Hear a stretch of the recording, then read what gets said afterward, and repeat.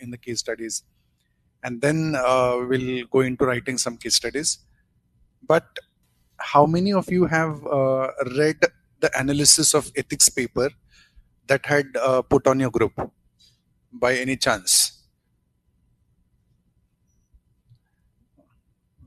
Many of you don't know that that was put up on the group after the mains exam. I had put up an analysis of the ethics paper on the group. Now I want you all to, after the class of course, to go back, search in your groups and read the analysis of the ethics paper that I had given. Why is it necessary? Because you need to understand what ethics is all about. क्योंकि बहुत बार क्या होता है ना, what I say is, when we are studying ethics, many of you study only bookish ethics. आप books पढ़ते हो, आप नोट्स पढ़ते हो, लेकिन जब यूपीएससी में लिखने जाते हो या अभी एमपीएससी में लिखोगे तो आपको पता चलेगा कि बुक्स में जो पढ़ा था, राइट, वो anyone who is experienced, anyone who is well read compared to you, he'll understand that what you've written comes from the books. And the very nature of the paper this year was UPSC was expecting you not to write anything from the books, right? Because we live ethics every day, and I'm sure you all know this, you experience this, right? We all experience ethics. Now, for example, this is a very common case study that was, in the earlier times in UPSC asked that you're going for an interview and you face with an accident. Someone else faces with an accident and what you're supposed to do, right? So you come across such kind of situations almost on a daily basis, right? जब घर से class आ रहे हो तो भी कुछ तो एक ethical dilemma हो जाता है. आप सोचते हो कि क्या करें, या बहुत बार एक्सीडेंट हो जाता है, हम we don't normally go to help and we are in some kind of hurry and we want to just move out of that situation. Okay, so ethics is what is ethics? You're living ethics every day. You should basically understand this first. Every one of you who is studying ethics only from the books, you're doing it in the wrong way, right? Ethics अगर आपको पढ़ना है, अगर आपको अच्छे से लिखना है, स्पेशली सेक्शन बी जो है आपका केस स्टडीज का, तो आपको जो ऑब्जर्वेशन करते हो आप क्लास में, घर में, सोसाइटी में, रोड्स पे, फंक्शंस में, गवर्नमेंट ऑफिसेस में, प्राइवेट लाइफ में, हर जगह आपको ऑब्जर्वेशन करते रहना है कि क्या हो रहा है, क्या सही है, क्या गलत है. बहुत बार ऐसे होता है, ये सिचुएशन एथिक्स बेसिकली क्या होता है कि लीगल है लेकिन इमोरल है, ऐसी बहुत सारी चीजें होती हैं. तो when you're writing your case studies, why do I want to briefly first go into how to address the case studies? Because I'm sure many of you still are not very clear with how to approach a case studies. Of course, कुछ बहुत ही कम sessions हुए आप पे, तो पहले ये देखेंगे कि उसको एड्रेस कैसे किया जाए. सबको स्ट्रक्चर पता होता है, मतलब you start with an introduction, then you find out the stakeholders, you find out the ethical dilemma in the case study. You come up with the solutions, you give the most appropriate, practically appropriate solution as your own. You explain the solution, all the logical steps that you would take in going forward with the decision. And then you finally conclude the case study, right? Here's again a clear structure as the case studies, right?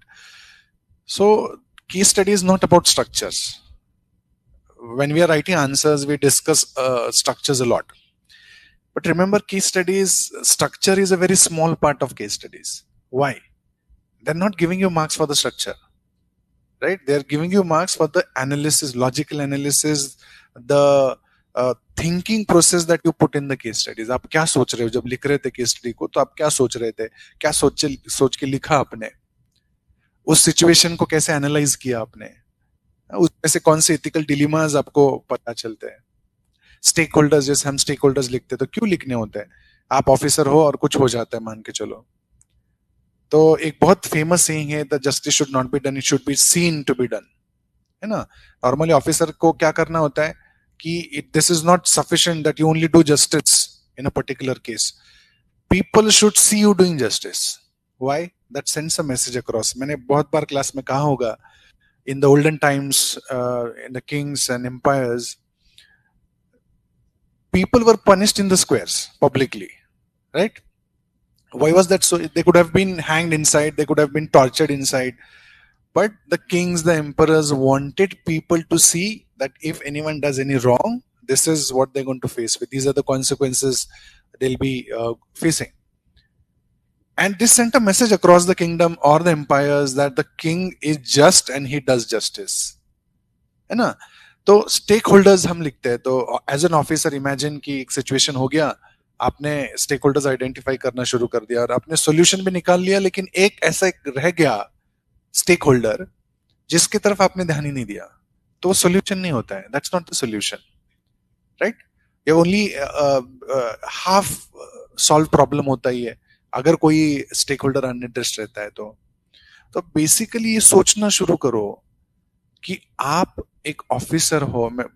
I don't know if you remember this, that I had told you very early in the beginning that you start behaving like an officer, you start thinking like an officer, you start acting like an officer, right?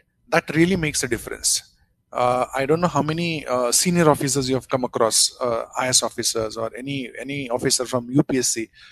You will find that they are totally a class apart. You'll see your friends who before the training were very normal individuals just like you, but after the training they are transformed into something which they were not. है ना? लबासना में जाना क्यों जरूरी है? क्योंकि लबासना से बाहर जो आता है वो पहले जैसे नहीं आता है. आपके बहुत सारे दोस्त, आप भी जाएंगे तो आपको भी पता चलेगा कि आप जब जाते हो और जब आते हो ट्रेनिंग के बाद, तो बहुत सारी ऑफिसर लाइक क्वालिटीज आप में होती है.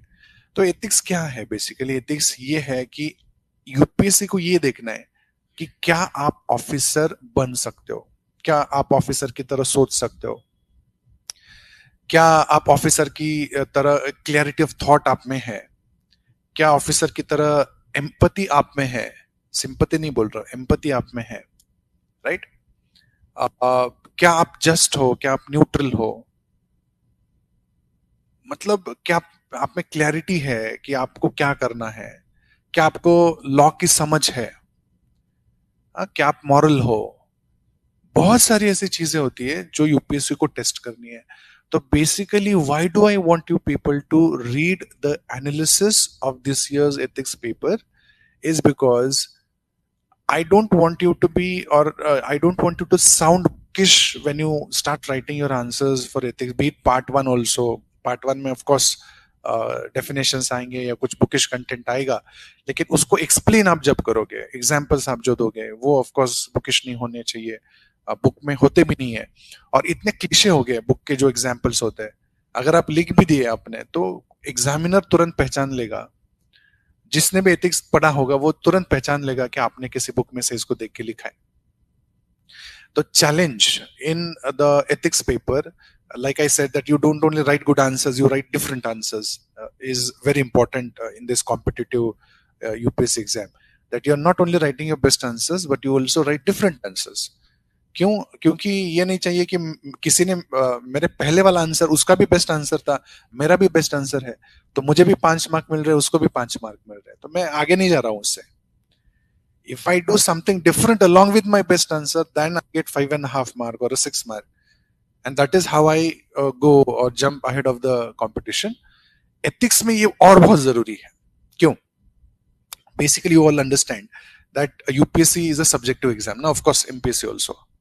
There is a lot of subjectivity involved. You will not know the reason why you have got such marks, or you will not know the reason why you have got less marks than expected.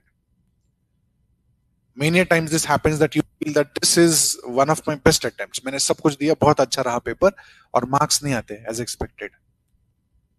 Why? Because that subjectivity is going to come into your papers and it is going to be highest in your ethics papers. क्यों? Ethics का देखो, GS में आप जब answers लिखोगे, अगर history का answer हम सब लिखे, आपको पूछा जाए 1857 जो रिवोल्ट हुआ उसके कॉजेस बताओ, क्या आपके कॉजेस मेरे कॉजेस अलग हो गए? नहीं ना, सेम ही होंगे, वो कुछ अलग नहीं हो सकता है। फॉर्मेशन ऑफ साइक्लोन्स पूछ लिया ज्योग्राफी में, तो आपका आंसर और मेरा आंसर अलग नहीं हो सकता है, वो सेम ही होगा। अब पॉलिटी में पूछ लिया फीचर्स ऑफ कॉन्स्टिट्यूशन बताओ, तो कॉन्स्टिट्यूशन आपका भी सेम है मेरा भी सेम है, वो अलग नहीं हो सकता है। हाँ, आईआर में मान लो कोई क्वेश्चन पूछ लिया कि बांग्लादेश में जो पॉलिटिकल टर्मोइल हुआ उसका इंपैक्ट क्या होगा इंडिया पे, तो आपके पॉइंट्स मेरे पॉइंट सेम ही होंगे, कुछ गलत अलग नहीं लिख सकते उससे।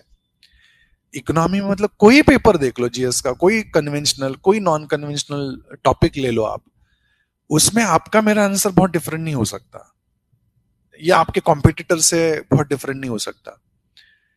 At most what is going to be different, my examples might differ, my analysis might differ, but how much is the scope for differentiation? Very minor. But when it comes to ethics, remember, my case study will be completely different from your case study. Case study में कुछ भी same नहीं हो सकता है, ऐसे मतलब totally 100% आपकी अलग मेरी अलग आपके कॉम्पिटिटर की अलग, ये हो सकता है। स्ट्रक्चर सेम है लेकिन सब कुछ जो लिखोगे आप, ये एनालिसिस, आपका ऑब्जर्वेशन, आपके सॉल्यूशंस, ये सब कुछ अलग हो सकता है। तो एक ही पेपर है ये जिसमें आपके पास कोई मॉडल नहीं होता है। मैं भी, जैसे आप देखो यहाँ पे कुछ केस स्टडीज हम डिस्कस करेंगे, तो आपको यहाँ हम मॉडल केस स्टडी डिस्कस करेंगे। क्या इसका मतलब ये है कि यही सही तरीका है केस स्टडी लिखने का? Of course not. There is no one common way of writing a case study. You can 100% differ from what I say, what your friends say, what your faculty say, or what anyone else says, provided it has to be according to the demand of the paper. इसका ये भी मतलब नहीं कि कुछ ही दुनिया भर का अलग लिख लिया आप, वो भी नहीं चलेगा।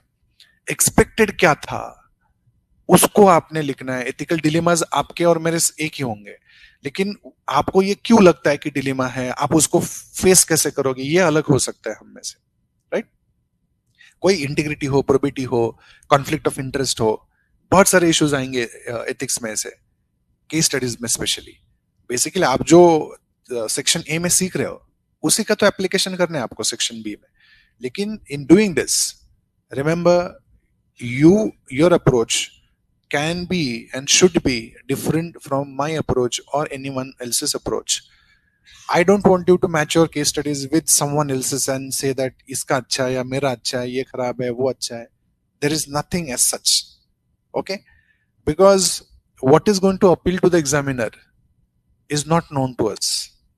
What we can do is we can move closer to a standard format of writing and case study. तो क्लास में हम क्या डिस्कस करें? मैं आपको आंसर्स नहीं बता रहा हूं, समझ लो। ये जो मेरा पॉइंट होगा उससे अलग आपका पॉइंट हो सकता है। आपको पॉइंट जो सही लगे वो शायद मुझे सही नहीं लगेगा। Okay, so we are not going to go into the debate of who is right and who is wrong when you are writing case studies, but what I want is you should be a empathetic, thoughtful person when you are addressing a particular case study. Case study में human touch होना बहुत जरूरी होता है। जिस किसी case study में bookish touch आएगा कि बहुत बुकिश लिखे आपने केस स्टडी को, तो समझ लेना आपके मार्क्स बहुत कम आएंगे। Normally in all the GS papers, I in fact want you people to go through different scorecards of the toppers and people who are selected and people who are not selected also, right? Now, when I'm saying this, of course, I did not know this when I was supposed to write the paper for ethics. It comes with experience. So you're also going to learn with experience. Why do I want you to compare the mark sheets of people, different toppers, and who are into the services, who are not into the services? There's no difference between who's not selected and the one who is selected. Intellectually बहुत difference है, ऐसा नहीं होता है UPSC में। लेकिन range of marks अगर आप देखोगे तो जीएस के जो रेंज होते हैं ना, वो बहुत ज्यादा वेरी नहीं करते। Your score in GS1, everyone will be somewhere in between 90 and 100. A good paper, or maybe the better one will be 105, 10. Same applies to paper 2, paper 3. It is only in ethics that we see a huge difference in the marks. And this is not because I'm saying, this is my observation. I want you people also to go and observe the different mark sheets. Most probably, the difference between a person who is in and the person who is out is his marks in ethics.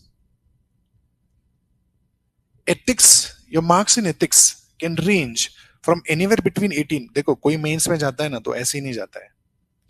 UPSC का prelims qualify करना भी एक task है. आप qualify कर लिए इसका मतलब आप में कुछ है, इसलिए आप क्वालिफाई किए. मेंस जब लिखोगे तो ये नहीं होगा कि आप बाकी से बहुत ही कुछ तो यूजलेस हो और आपका पेपर अच्छा ही नहीं होगा. ऐसे कभी नहीं होता है. मेंस में जो जा रहा है बंदा उसमें कुछ तो है, इसलिए वो मेंस लिख रहा है. तो एथिक्स में क्या होता है ना, रेंज बहुत बड़ी होती है. You can have 80 marks also in ethics. You can have 120 also. Or for example, Shakti Dubey, she had 143 marks in ethics. Imagine the range. 80 marks किसी को मिले और किसी को 140 marks मिले. 60 marks तो कुछ लोगों को पेपर में मिलता है, जीएस के पेपर में 1, 2, 3 में कहीं. तो आपका रिजल्ट लाने में अगर आपको याद हो तो मैंने कहा था that if you want to get selected into this exam, focus on 3 areas: essay, ethics and optionals. We are all wasting our time on the GS paper. I use this strong word, we are wasting time, because I know the output that is going to come is not going to take me on that side of the line. But you focus on your ethics paper, your essay paper. कौन सा GS का paper है जो आपको 1 to 3 में से, ऐसा कौन सा पेपर है जो आपको 140 मार्क्स देगा? कभी किसी जीएस का एक एग्जांपल देखा है आपने जीएस का पेपर जिसमें 140 मार्क्स हो 1 to 3 का? मैंने कभी नहीं देखा इतने सालों में. क्यों? लिमिटेशंस है, ये समझो पहले. तो एथिक्स में आपको क्या करना है? You don't want to be in the group of 80s. You want to be somewhere in the 120s. Best. शक्ति दुबे मैम का छोड़ दो, एक्स्ट्रॉर्डिनरी एक्सेप्शनल केस मान के छोड़ दो. 140 आएंगे, 143 आएंगे, not necessary, not always, but 125 is what you can target, right? But in doing so, remember, again, within ethics also, section A is not going to decide the range. Why? My section A and your section A is almost going to be similar.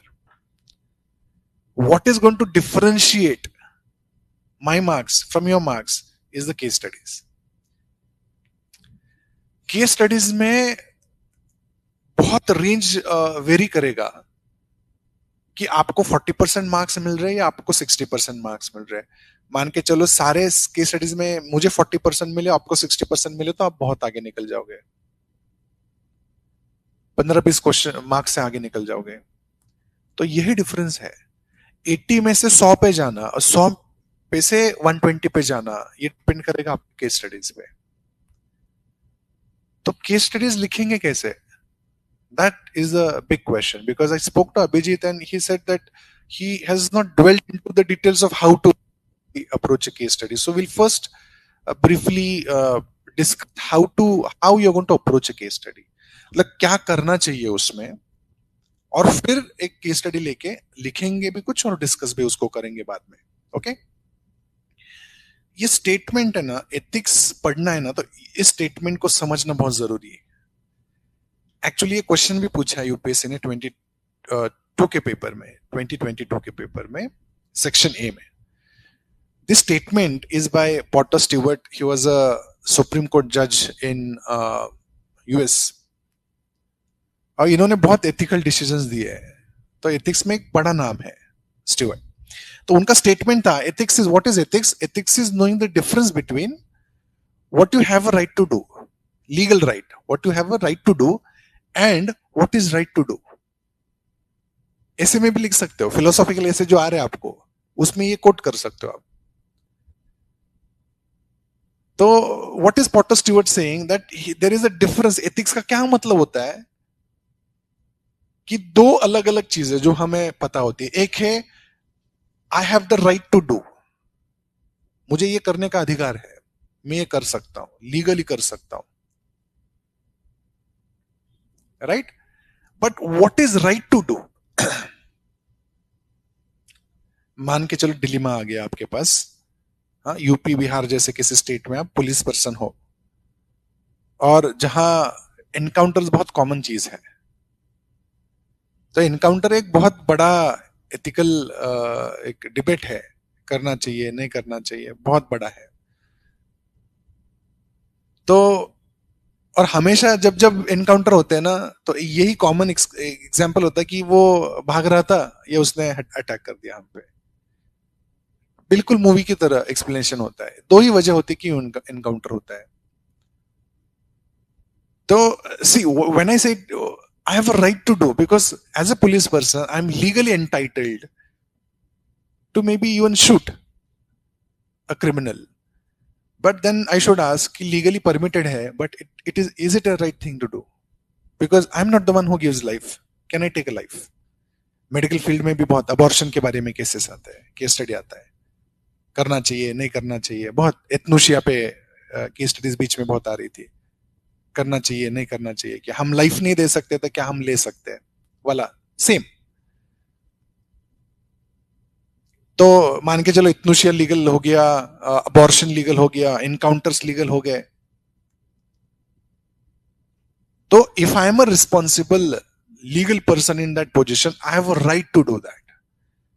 But then ethics is what? Ethics is it a right thing to do? क्योंकि ये decision लेना आसान नहीं होता है, right? We had a guest lecture on the MPSC batches, and a senior PI was addressing the students. And so in the question answer session, one of the students, he asked him that have you ever done any encounter? तो हमें कैसा लगता है ना, बहुत movies देख के ये बहुत आसान लगता है। तो उन्होंने उस पर एक एक्सप्लेनेशन दिया था कि मेरे पास गन है, मुझे चलाने का राइट भी है, लीगल राइट है, चला भी देता हूं तो कोई मुझे ऑब्जेक्शन नहीं लेगा मुझ पे, लेकिन ये चलाना आसान नहीं है। क्यों? किसी की लाइफ लेना is not my right, not my moral right. It is not in my moral principles कि मैं किसी को मार दूं। उसको रिफॉर्म भी तो किया जा सकता है ना। आपको यूपीएससी में आगे जाके ये भी पढ़ोगे आप, क्लास में नहीं पढ़ोगे ऑफ कोर्स, आपको खुद पढ़ना होगा कि हैंगिंग अंटिल डेथ वाला जो पनिशमेंट होता है, ये होना चाहिए नहीं होना चाहिए, है ना। इस पे डिबेट हो सकता है, इस पे एसेज लिखे जा सकते हैं। तो दुनिया भर में आपको पता होंगे, there are hundreds of countries who have banned hanging. Countries across the globe they have banned hanging, कि किसी को फांसी नहीं देंगे। इंडिया में देते हैं कभी कभी, रेयरली लेकिन देते हैं। मतलब वो डिबेट आया था कि क्या ये हमें करना चाहिए, तो इंटरव्यू में पूछ सकते हैं आपको कि यह करना चाहिए क्या। तो अगर कोई हार्डन क्रिमिनल है मान के चलो, तो उसको फांसी देने से पहले एक हमारे पास ऑप्शन है कि क्या इसको रिफॉर्म किया जा सकता है ना। वैसे तो लॉज है, तो चोरी बंद होगी, क्राइम बंद हो गया इंडिया में। कितने सारे लोगों को पकड़ के, जगह नहीं है प्रिजन्स में इंडिया के। अगर आप एनसीआरबी का रिपोर्ट पढ़ोगे तो इंडियन प्रिजन्स ओवर क्राउडेड है, जगह नहीं है लोगों को रखने के लिए। तो इतने सारे लोग अंदर है, फिर बाहर आते हैं, फिर कुछ तो करते हैं, है ना। तो ये क्वेश्चन में आता है कि क्या उसको रिफॉर्म किया जा सकता है। आप रिफॉर्मेटिव जस्टिस की बात करते हो, but what about people who can not B reform? उनमें रिफॉर्म हो ही नहीं रहा है, तो उनको फांसी देनी चाहिए। तो लीगली कॉन्स्टिट्यूशनली है, अलाउड है कि दे सकते हो, लेकिन फिर एथिकली सोचो कि क्या देना, because I am not the one who give him life, should I end his life, right. So this statement is very pertinent Potter Stewart को, जब इन्होंने कहा था कि what is ethics? Ethics is difference between what right you have and what is right thing to do. अधिकार असणं, right, आणि बरोबर असणं, ह्या दोन वेगवेगळ्या गोष्टी आहेत। आणि हे when you act as an officer on the field, every now and then you're going to come across this, every step you're going to come across this, right? So what actually is the ethics paper, ये पहले समझो कि आपको जब आप लिख रहे हो केस स्टडी को, तो बहुत सारे लोग क्या करते हैं, इसको फुटपाथ पे जो इंक्रोचमेंट होता है उसका आपको पूछ लिया, आप क्या करोगे, आप म्युनिसिपल कमिश्नर हो या ऐसा कुछ क्वेश्चन पूछ लिया, और स्ट्रीट्स पे बहुत सारा इंक्रोचमेंट हुआ है, फुटपाथ पे लोगों को चलने के लिए जगह नहीं है, पेडेस्ट्रियन कंप्लेन कर रहे हैं, तो आप क्या करोगे? तो एथिकल डिलेमा आ जाता है, यार लॉ ने तो कहा है कि यहाँ पे इंक्रोचमेंट नहीं हो सकता है, लेकिन आप जाओगे सोचोगे यार गरीब लोग हैं, कुछ बना के ठेला वहां बेच रहे हैं, उनकी आमदनी उसी से आ रही है, उनका घर उसी से चल रहा है, तो क्या किया जाए? तो एथिकल डिलेमा होता है एकदम कि लॉ क्या कहता है, इन लोगों का क्या होगा, फिर अगर मैंने निकाल भी दिया इंक्रोचमेंट तो बाद में ये लोग कहां जाएंगे, फिर वापस कुछ दिनों बाद वही आएंगे, तो मैं परमानेंट सोल्यूशन तो निकाल नहीं रहा हूं। तो किसी भी ऑफिसर को, मतलब ये तो एक बहुत कॉमन एग्जांपल हो गया, लेकिन every step as an officer you are going to be faced with lot of ethical and moral dilemmas which legally might seem right but ethically morally may seem to be incorrect in doing so. तो basically आप जब case studies लिख रहे हो ना, तो यही सोच के आपको लिखना है। बहुत सारे स्टूडेंट्स क्या करते हैं कि हाँ, केस स्टडी में ऑफ कोर्स आपको लीगैलिटी देखनी होती है, आपको कॉन्स्टिट्यूशन लॉ सब देखना होता है ना, क्योंकि आप सोल्यूशन दे रहे हो तो इमोशंस पे भी दे नहीं सकते हो।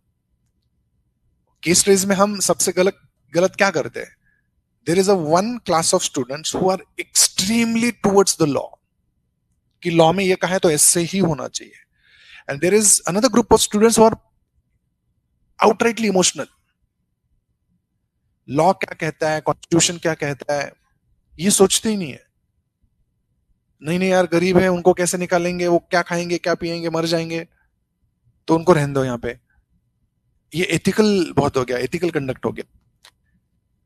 आपको बीच में से सोचना है कि क्या आप जो सोच रहे हैं वो प्रैक्टिकली इंप्लीमेंट हो सकता है। केस स्टडी वही सही होती है जो इंप्लीमेंट हो सकती है, सोल्यूशन आपका वही सही होता है जो इंप्लीमेंट हो सकता है। आप इमेजिनरी कोई भी लिख रहे हो सोल्यूशन को, चलेगा नहीं केस स्टडी में। What is the examiner looking for? that when you come up with different solutions, when you come up with different options, is that practically implementable? आपने सॉल्यूशन दे दिया लेकिन वो इंप्लीमेंट नहीं हो सकता है, तो वो सॉल्यूशन नहीं है, your case study is incomplete.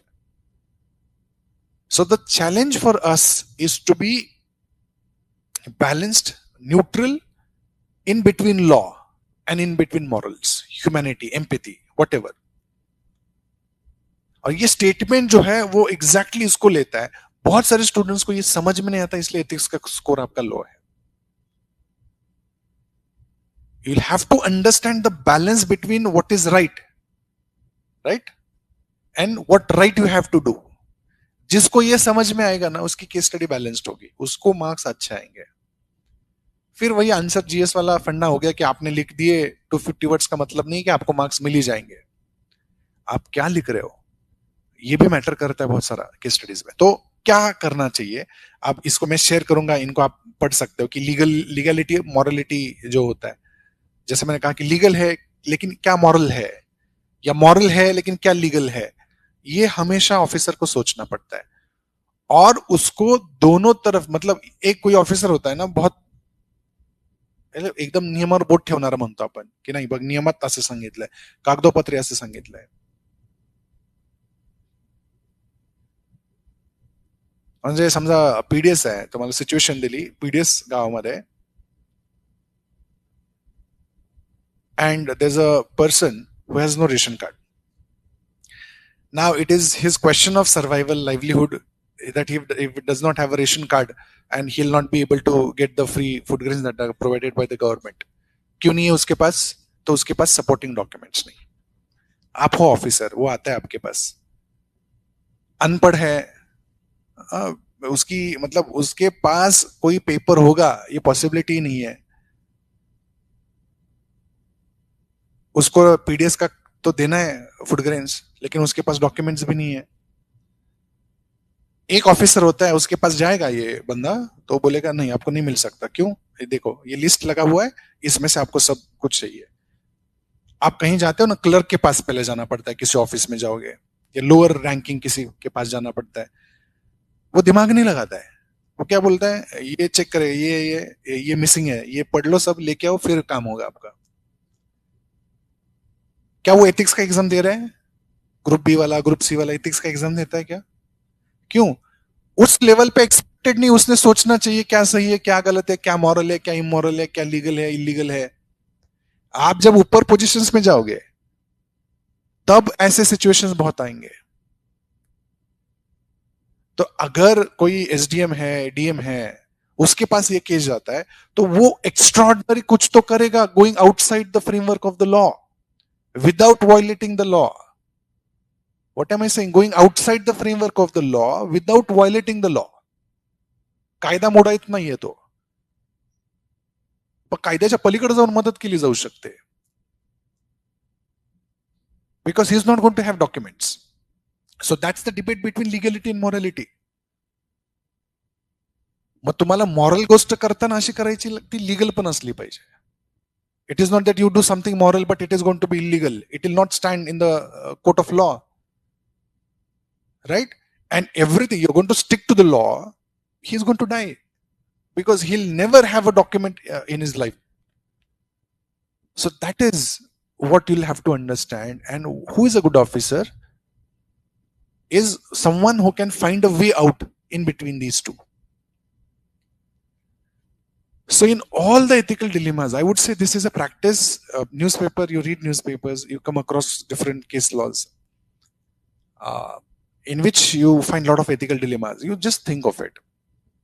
Chanda Kochhar माहिती आहेत, आईसीआईसीआई वाले? नहीं सुना नहीं है नाम आपने? पेपर वाला इकोनॉमिक्स पेज पढ़ते हो कभी? इनसाइडर ट्रेडिंग नाम सुना है कभी? इनसाइडर ट्रेडिंग क्या होता है? नहीं? तो यहीं से शुरुआत है आपकी एथिक्स की. If you do not know real life ethical dilemmas, how are you going to quote examples? कहां से बुक में से लोगे? बुक में दिए होते ये एग्जाम्पल? नहीं दिए होते.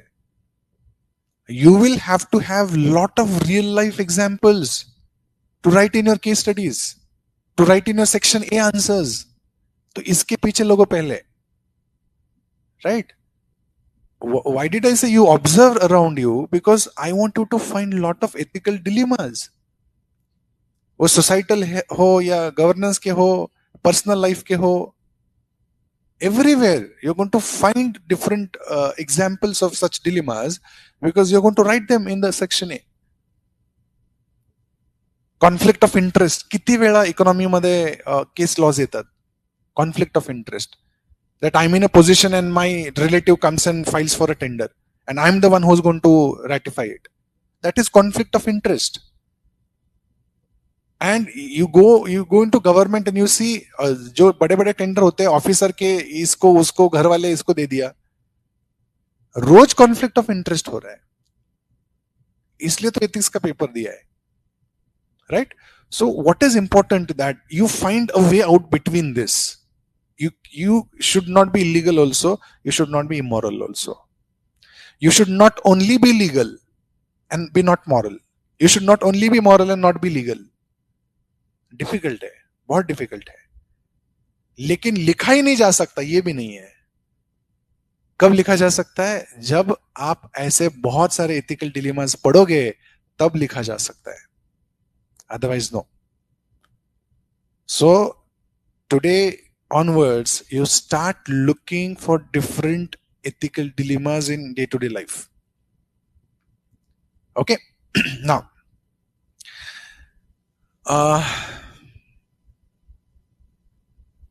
हे जे स्टीवर्ट्स आहे ते नंतर पडा. How to approach a case study, that's what we are going to discuss first. How to approach a case study. There are some steps that you have to follow. These parts you're going to read. Okay, what are the dilemmas that an officer faces? Actually, you'll regularly come across dilemmas where two or more values come into conflict. First, you'll have to know values. इसलिए section A important है. You know different values, then you know how to address a case study. For example, honesty versus compassion.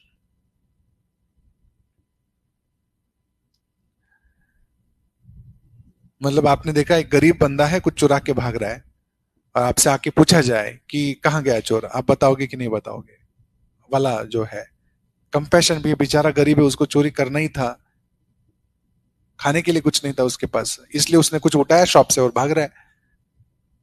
तो ये situation है, are you going to be honest और are you going to be compassionate, right?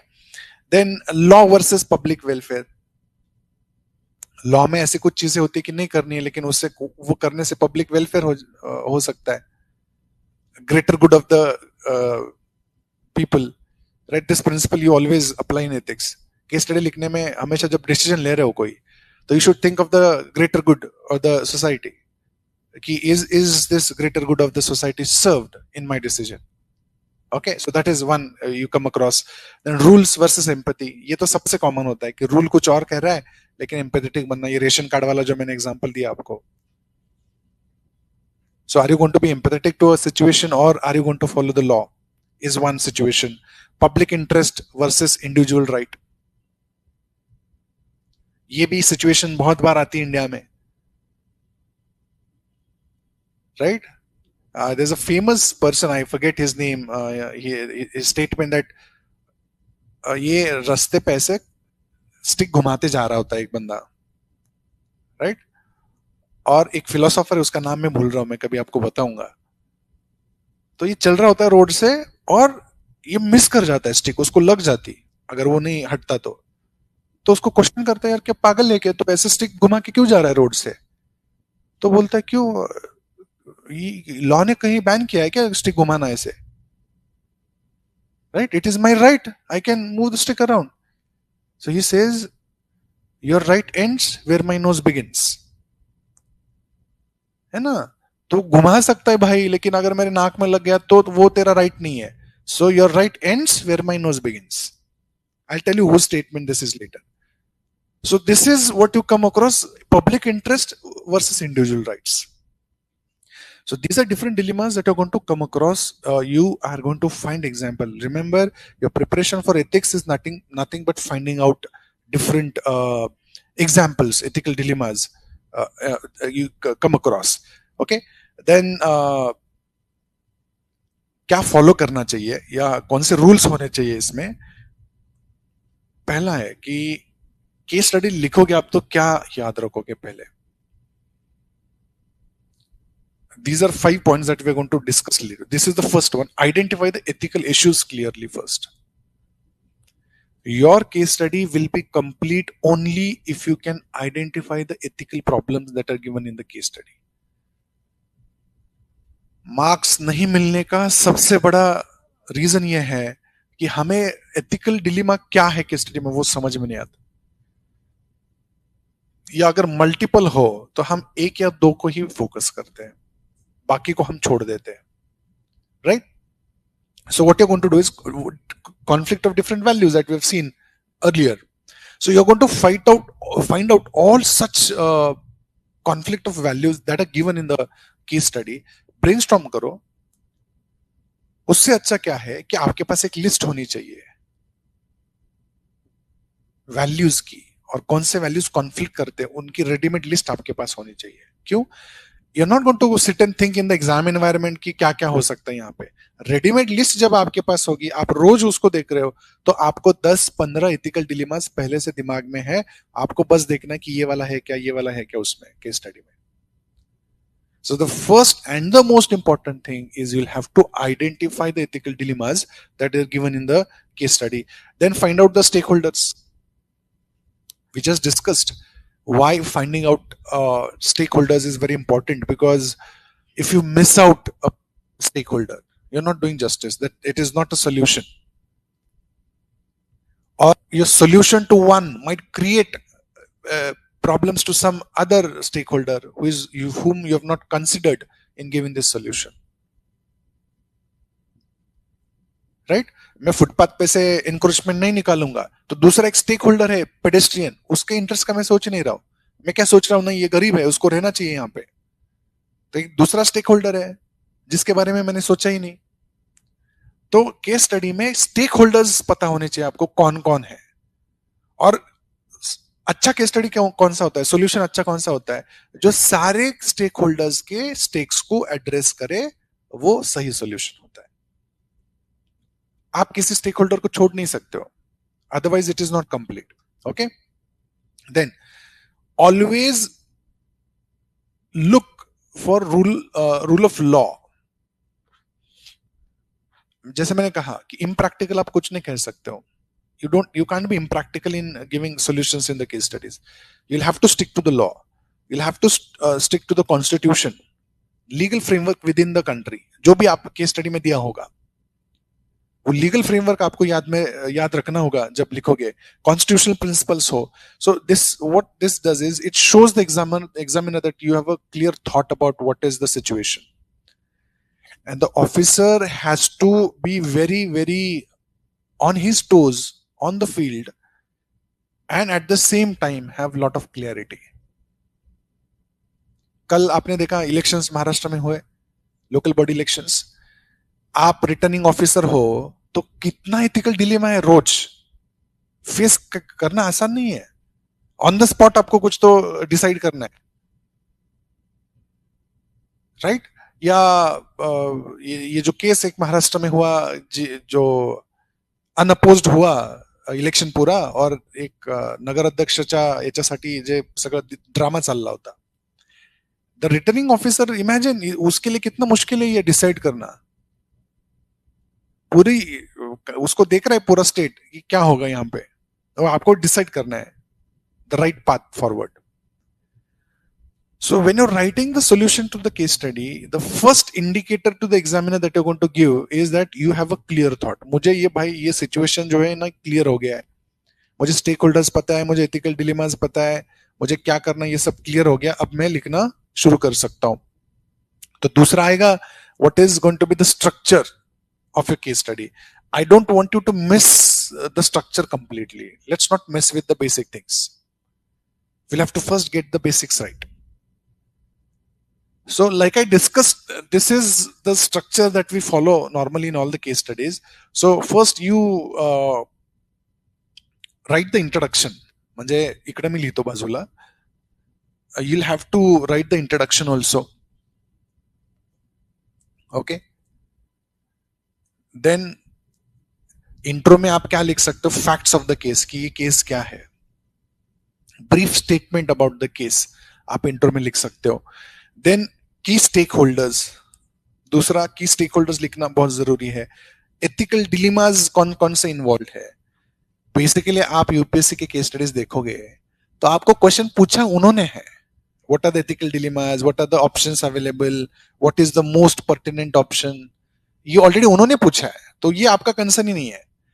आप अलग से क्या करोगे, आप एक इंट्रो लिखोगे और स्टेक होल्डर्स देखोगे जो पूछा नहीं है क्वेश्चंस में. Otherwise the questions are all asked कि एथिकल डिलेमास क्या है, पूछा जाता है, व्हाट आर ऑप्शंस अवेलेबल पूछा जाता है केस स्टडी में, and merits and demerits of each option पूछा भी नहीं गया हो तो भी आपको, आप जब ऑप्शन, जितने आपके पास 5 ऑप्शन है कि क्या किया जा सकता है, you are going to write the merits and demerits of all the options.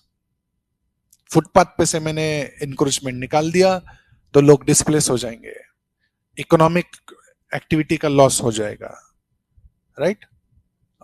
Pedestrian का इशू है, पेडेस्ट्रियन को चलने को मिलेगा, मेरिट है. डीमेरिट क्या है, इकोनॉमिक लॉस हो जाएगा. तो जो भी ऑप्शंस आपको दिखते हैं कि 5 ऑप्शन से मान के चलो, तो उनका एक मेरिट कम से कम और एक डीमेरिट कम से कम आपको पता होना चाहिए. So normally this is how the structure of your case studies has to be. Don't waste your time in running around the places finding a good structure of the case study. कुछ नहीं होता है इससे अलग. दुनिया भर का confusion create करते हैं हम लोग. हाँ, यहां देखेंगे, वहां देखेंगे, इंटरनेट पे देखेंगे, अब नया ब्रीड आ गया, चैट जीपीटी पे देख लेंगे. भाई चैट जीपीटी तो मशीन है ना, तो उसको आप क्या पूछोगे, तो वो वाला केस स्टडी लिखोगे तो एग्जामिनर तो यूं समझ जाएगा, राइट? उसको आप ह्यूमनाइज कैसे बना सकते हो, जब आपके पास बहुत सारे एग्जाम्पल्स होंगे तब. Okay, so normally this is how your case study will have to be, And of course, at the end, you write conclusion also. Brief again. Introduction, conclusion, brief लिखना है. बाकी पूछा जाएगा क्वेश्चन में सीधा उन क्वेश्चंस को आपको एड्रेस करना है. Okay. Next what will be important is, हाँ ये भी इंपॉर्टेंट है कि आप जो फाइनल डिसीजन लोगे ना केस स्टडी में, वो कैसा होना चाहिए. बाकी ऑप्शंस के आप सिर्फ मेरिट डिमेरिट्स लिख रहे हो, but the final option that you choose, that this is the way I'll go forward, then you'll have to give justification. Justify why you're choosing that step, that option. And in giving justification, what you'll have to think of, you'll have to think of ethics, law, public interest, and all the values that come in ethics. उस हिसाब से आपको justify करना होगा कि आपने ये final decision क्यों लिया.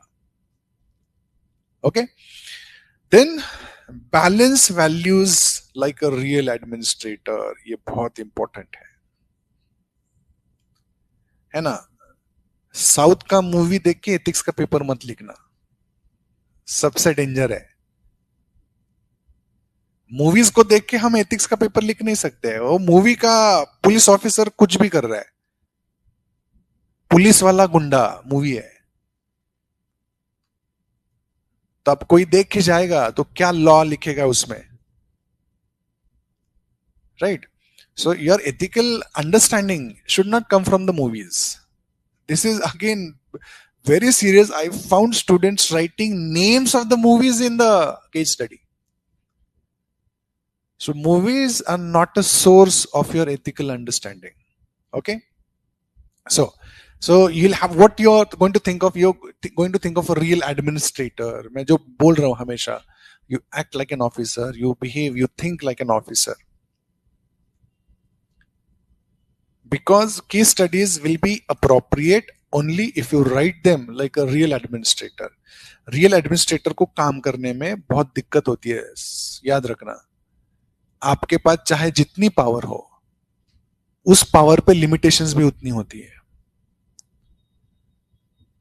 तो ये मत सोचो कि मुझे केस स्टडी में कहा है कि आप डीएम हो तो आप ये सिचुएशन में क्या करोगे. डीएम भगवान नहीं है. डीएम को भी कुछ लॉज फॉलो करने पड़ते हैं. नहीं तो मैं डीएम हूं लिखने शुरू कर देते, मैं ये करूंगा, मैं वो करूंगा, right. You can not B impractical in doing so. So you'll have to think like a real administrator within the framework of all the rights that you have. So use a combination of what? First is rule of law. सबसे basic है. Case study में कभी भी rule के खिलाफ कुछ मत लिखो. You'll have to first look at the options whether it fits in the rule of law. Moral करना इसका मतलब ये नहीं कि इलीगल कर सकते हो आप कुछ. वो अगर चीज मॉरल करनी हो लेकिन वो लीगल भी होनी चाहिए, राइट. तो मैंने जो कहा लीगलिटी वर्सेस मॉरलिटी का बीच वाला बैलेंस आपको लेके आना है. So rule of law is going to be there in your case studies at any cost. So first rule of law. Second compassion and human dignity. Human dignity के बारे में हम सोचते नहीं कभी. कभी कभी आपने देखा होगा when there are foreign visits to India, some high profile conferences happening in India, all the beggars or street people, they are packed into and dropped off in some other place. है ना. UP में एक बहुत ये हुआ था, discussion में आया था कि कोई कॉन्फ्रेंस होने वाली थी, इंटरनेशनल कॉन्फ्रेंस. सारे भिखारी पकड़ लिए ताजमहल के आसपास जितने भी होते हैं और उनको कहीं छोड़ के आए या पकड़ के रखे कुछ दिनों के लिए. ये करने में क्या आप ह्यूमन डिग्निटी की सोच रहे हो उसके बारे में? आप जब कोई डिसीजन ले रहे होते हैं ना तो ह्यूमन को डिग्रेड नहीं कर सकते. सिंपल एग्जांपल बताता हूं. आप एक नॉर्मल लॉ अबाइडिंग सिटीजन हो, हा? और कुछ तो हो रहा था सामने, आप दूर से देख रहे हो, पुलिस वाला आ गया, आपको थप्पड़ लगा दिया एक.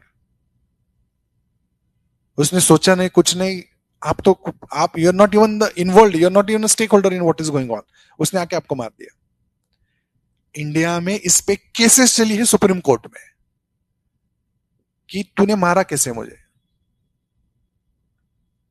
You are degrading my dignity, human dignity, I am feeling low of myself, how can you come and hit me? तो ये आसान नहीं होता है। तो आप जब डिसीजन ले रहे हो तो उस डिसीजन में क्या होना चाहिए? उस डिसीजन में ह्यूमन डिग्निटी के बारे में सोचना चाहिए आपने, कंपैशनेट होना चाहिए आपने। लीगली कंपैशनेट हो सकता है आदमी, कंपैशनेट हो लेकिन लीगल नहीं हो, ये केस स्टडी में नहीं चलेगा। क्या करना पड़ेगा आपको? कंपैशनेट हो सकते हो लेकिन legally, with in law, rule of law. तो सारे जो वैल्यूज है उनको कहा, किस फ्रेमवर्क में बिठाना है? लीगल फ्रेमवर्क में। You will have to be compassionate as an officer, but you can not bypass the law. You will have to keep the human dignity intact, but you cannot bypass the law. That's the core here. Then professional responsibility है जो आपकी as a officer जो करना है, करना ही पड़ेगा।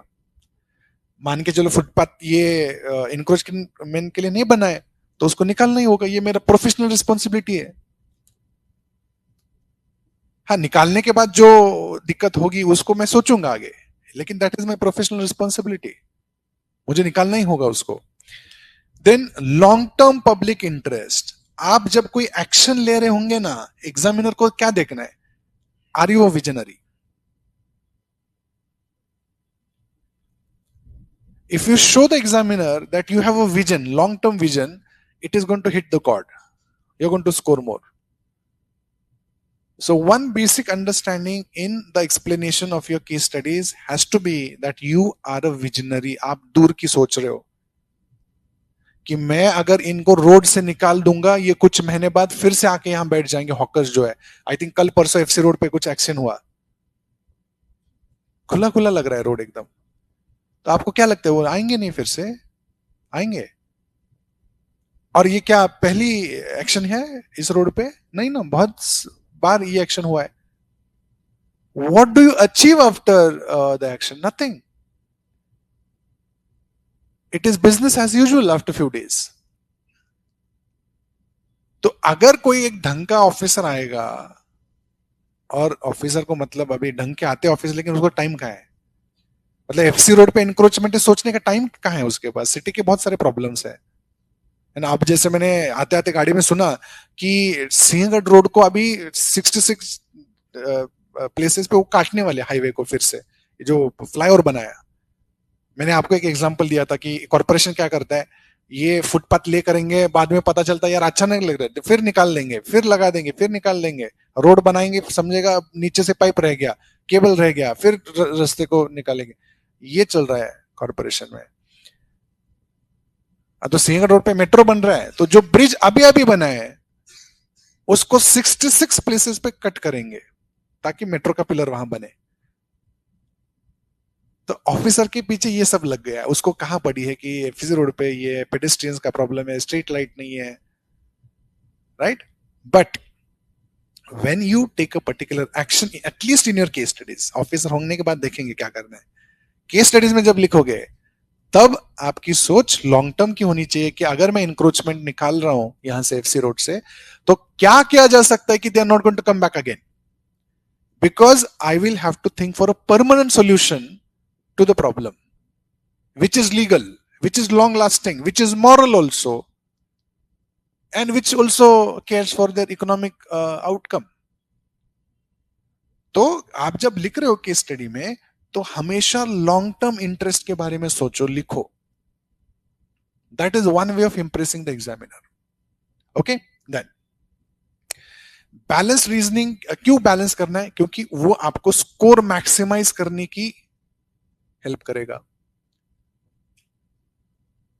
जैसे मैंने कहा ना कि आपको 5 भी मिल सकते हैं, 15 भी मिल सकते हैं, ये डिफरेंस ह्यूज है। किसको मिलते हैं? जो बैलेंस कर सकता है उसको ज्यादा मार्क्स मिलते हैं। तो बैलेंस करना सेकंड पॉइंट बहुत जरूरी है।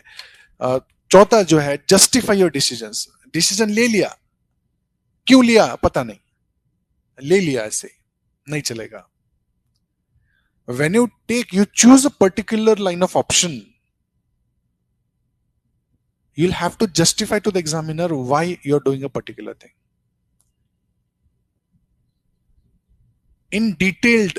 सारे मतलब जो केस स्टडी में आप लिखोगे कि ऑप्शंस मेरे पास ये 5 है, उसके मेरिट डिमेरिट ये है, उन 5 में से मैं चौथा वाला ऑप्शन जो है वो चूज करूंगा, उसको इंप्लीमेंट करूंगा। मुझे फिर से लिखना होगा डिटेल में कि why I will go with the fourth option. उसके डिमेरिट अगर होंगे तो मैं उसको नलिफाई कैसे करूंगा। If you're not doing with your option, you're not going to score marks. Many students, they just write the available options, their merits and demerits, and that's it. The case study is done. No.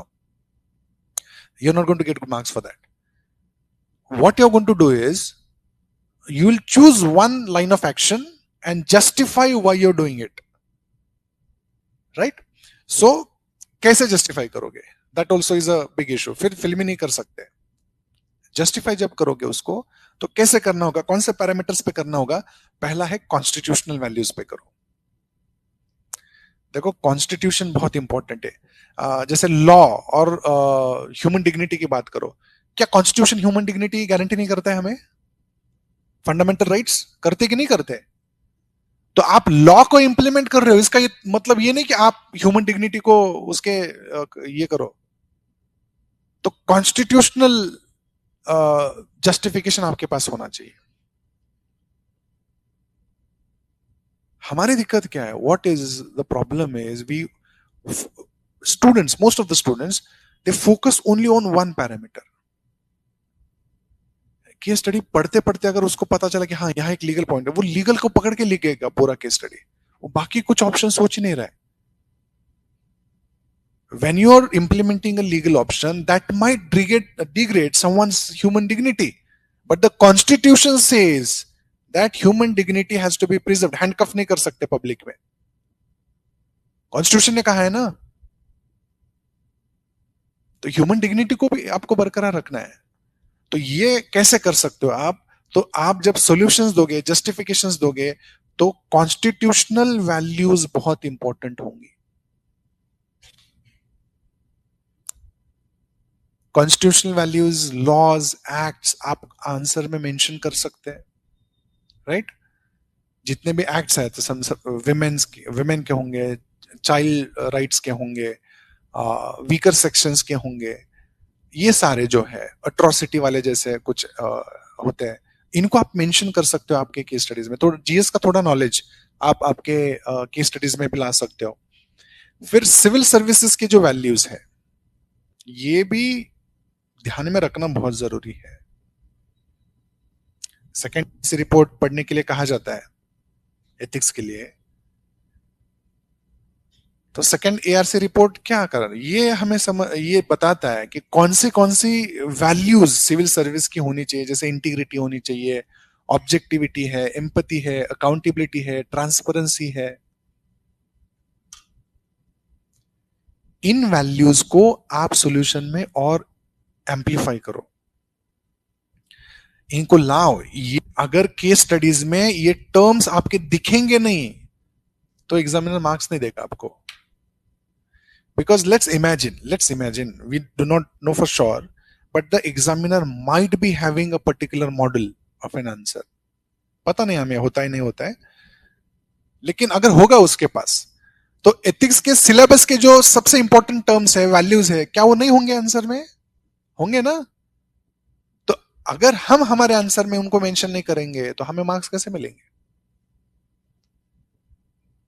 So you will have to mention all the values, ethical values in your case studies, in your justification, right? और ये coat करने की जरूरत नहीं। According to ARC report बहुत सारे बच्चे लिखते हैं, मत करो कोट का। एआरसी रिपोर्ट अकेला है जो बताता है इंटीग्रिटी होनी चाहिए ऑफिसर में, नहीं।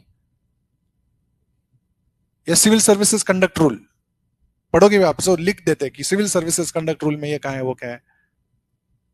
देखो कोड भी नहीं करोगे फर्क नहीं पड़ता है, आपको ये वैल्यूज लिखना जरूरी है, right? Then you have moral principles also. कुछ मॉरल प्रिंसिपल्स जो मतलब स्पेशली जो पीएसआर के स्टूडेंट्स होते हैं उनको पहले से पता होता है, जिनको नहीं है उन्होंने पता करना है एटलीस्ट फॉर एथिक्स के लिए कुछ थिंकर्स, उनका थॉट, उनकी थियरी थोड़ी थोड़ी आपको पता होनी चाहिए, लेमन की तरह, बहुत डीप में नहीं। क्योंकि कोई आपका कॉम्पिटिटर अगर वो लिख रहा है उसको, तो आपको लिखना ही होगा। क्योंकि आप प्रोबेबिलिटी देखो, जो Shakti Dubey for example, she just an example, she had political science as a optional, उनका एथिक्स में स्कोर 143 है। इसका मतलब ये नहीं कि हर पीएसआर वाला 143 स्कोर करता है, लेकिन उसको एज होता है। क्यों एज होता है? उसको बहुत सारी थियरीज पता है, थिंकर्स पता है, जिसको वो कोट करेगा आंसर में। तो जिनका नहीं है उनका कोई बड़ा लॉस नहीं है, आप भी कर सकते हो बहुत बेसिक बेसिक लेवल पे। जैसे यूटिलिटेरियनिज्म क्या होता है, राइट, वर्च्यू एथिक्स क्या होता है, कुछ भी बहुत सारे ऐसे कॉन्सेप्ट्स है। कांत क्या बोला, या जो वेस्टर्न पॉलिटिकल थिंकर्स है उनका क्या कहना था, इंडियन पॉलिटिकल थिंकर्स जो सीधा आपके सिलेबस में दिए हुए हैं, राइट। ट्रस्टीशिप जो आइड था गांधी जी का, मान के चलो वो कोई लिख रहा है आंसर में, तो ये सारे छोटे छोटे थिंकर थियरीज वाला जो पार्ट है वो आपको पता होना चाहिए। जस्टिफिकेशन के लिए ये बहुत इंपॉर्टेंट होता है, राइट। देन ये क्यों करना है? Because it shows the ethical depth in your case study. Justification क्यों इंपॉर्टेंट है? वो डेप्थ दिखा रहा है आपके केस स्टडी में, आप कहां तक जाके सोच सकते हो। और लास्ट वाला पॉइंट जो है, एग्जामिनर को आपको क्या दिखाना है? Show you're a problem solver. That is what the country wants. What kind of administrator should you be? You should be one coming up with solutions. You should not be the one creating the problems. You should be, one who solves the problems. And you have an opportunity in the case study wherein you can show to the examiner that yes, I can solve a particular problem and solve it for good, for long term. Okay? तो examiner को क्या दिखाना है आपको? जैसे मैंने कहा, flaunt it if you have it वाला जो हम जीएस में यूज करते हैं, वैसे एथिक्स में क्या करना है आपको? आप एग्जामिनर को क्या दिखाओ कि प्रैक्टिकलिटी दिखाओ। ये मैंने जो कहा ना, फिल्मी वाले सॉल्यूशंस मत दो, ऐसे सॉल्यूशंस बताओ जो इंप्लीमेंट हो सकते हैं, जो प्रैक्टिकल है। अगर आप कोई ऐसा सॉल्यूशन दे रहे हो जो प्रैक्टिकल नहीं है, तो ये ब्लंडर है, मान के चलो। बहुत सारे स्टूडेंट्स को लगता है कि that I come up with the solution, the most appropriate one, but we do not think whether it is legal, whether it is based on the law of the land, whether sometimes it is legal also, lawful also, and it is not implementable. क्या करोगे फिर? Right? मतलब legal होना ये सिर्फ एक parameter नहीं है, वो लीगल भी होना चाहिए, वो प्रैक्टिकल भी होना चाहिए। इम्प्रैक्टिकल सॉल्यूशंस मत दो। जैसे हमारे मिनिस्टर बोलते हैं कि पुणे में बहुत ट्रैफिक हो रहा है, हम एयर बसेस करेंगे, ये करेंगे। कब करेंगे? मतलब इम्प्रैक्टिकल कुछ भी बोल देते हैं, इलेक्शन की सीजन में स्पेशली ऐसे ऐसे प्रॉमिस करेंगे, इम्प्रैक्टिकल है। तो ये अगर आप लिखोगे ट्रैफिक का इशू है इसलिए एक्सीडेंट हो रहा था, आप यूर एन ऑफिसर, क्या करोगे? आप बोलोगे मैं एयर टैक्सेस बनाऊंगा, हवा से ट्रेन चलाऊंगा, ये कुछ भी लिख दोगे। प्रैक्टिकल है, इंप्लीमेंट किया जा सकता है, नहीं किया जा सकता है। So what you're going to show the examiner that the solutions that you come up, the justification that you give is practical and which can be implemented immediately. Then next you have to be fair. किसी को अच्छा करने का सोचे और उससे किसी को बुरा हो रहा है, तो ये सॉल्यूशन नहीं हो सकता, राइट? किसी का अच्छा करने जाओ, और basically for any officer it is why it is a very difficult job, that with every sign that every paper that he signs, there are two parties involved. एक को अच्छा लगने वाला है, एक को बुरा लगने वाला है। तो in doing so you'll have to be very fair, you'll have to be very neutral, क्योंकि मेरे एक साइन से कुछ बन रहा है, कुछ बिगड़ रहा है। अब जो बन रहा है वो सही होना चाहिए, राइट? जो सही है वो बिगड़ना नहीं चाहिए। तो as an officer what quality is impact, क्योंकि केस स्टडी में क्या लिखा, you are this officer, you are that officer, you are manager, you are in some position of power. So when you sit in position of power you have to be fair. आपका जात पात धर्म likes dislikes office के बाहर, you'll have to be fair, right? Show the examiner that you're being fair in your answers, and then you also have to be seen to be courageous to take decisions.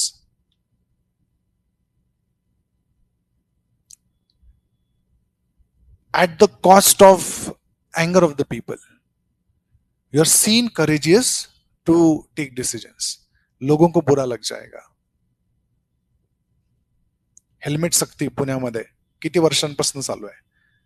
लोक काय म्हणतील, मग सक्ती नकोच करायला.